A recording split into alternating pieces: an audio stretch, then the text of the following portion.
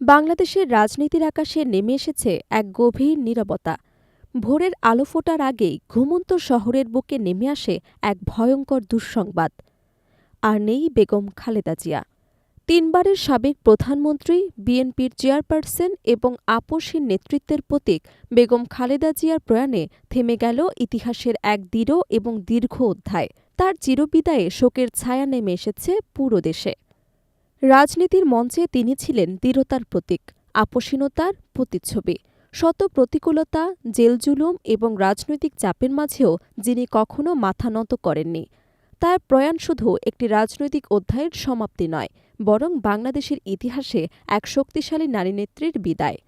এই শোক শুধু রাজনৈতিক অঙ্গনে সীমাবদ্ধ থাকেনি, ঢেউয়ের মতো তা ছড়িয়ে পড়েছে দেশের সাংস্কৃতিক অঙ্গনেও। অভিনেতা, অভিনেত্রী, নির্মাতা এবং সঙ্গীতশিল্পী সবাই সামাজিক যোগাযোগ মাধ্যমে গভীর শোক প্রকাশ করেছেন এবং শ্রদ্ধা জানিয়ে বলেছেন, দেশের প্রথম নারী প্রধানমন্ত্রীকে স্মরণ করছি। ঢালিউড মেগাস্টার শাকিব খান তার ফেসবুক পোস্টে গভীর শোক প্রকাশ করে লেখেন, সাবেক প্রধানমন্ত্রী বেগম খালেদা জিয়ার ইন্তেকালে আমি গভীরভাবে শোকাহত। তার রুহুর মাগফিরাত কামনা করছি এবং শোক সন্তপ্ত পরিবারের প্রতি গভীর সমবেদনা জানাই। চিত্রনায়িকা অপু বিশ্বাস লেখেন, বাংলাদেশের প্রথম নারী প্রধানমন্ত্রী হিসেবে বেগম খালেদা জিয়ার এই বিদায় ইতিহাসে অমলিন হয়ে থাকবে। একজন মহীয়সী নারীর প্রস্থান দেশের মানুষের হৃদয়ে চিরকাল লেখা থাকবে।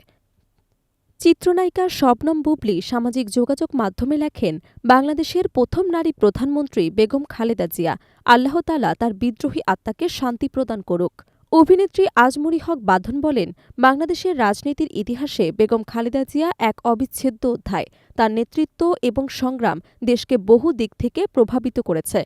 আমরা একজন গুরুত্বপূর্ণ ব্যক্তিকে হারালাম। নির্মাতা বাবরুর রশিদ বান্না লেখেন, বিদায় আপসহীন নেত্রী, বাংলাদেশের স্বাধীনতা এবং সার্বভৌমত্বের প্রতীক হয়ে আপনি ইতিহাসে অমর হয়ে থাকবেন। নির্মাতা রেদওয়ান রনি বলেন, তার প্রয়াণের মধ্য দিয়ে বাংলাদেশের রাজনীতির এক গুরুত্বপূর্ণ অধ্যায় শেষ হয়ে গেল। তার আদর্শ এবং সংগ্রাম ভবিষ্যতেও আলোর দিশা হয়ে থাকবে। নির্মাতা আশফাক নিপুণ লেখেন, ধৈর্য, সাহস এবং আত্মমর্যাদার প্রতীক ছিলেন তিনি। প্রতিকূলতার মাঝেও কখনো মাথা নত করেননি। জাতি তাকে গর্বের সাথে স্মরণ করবে।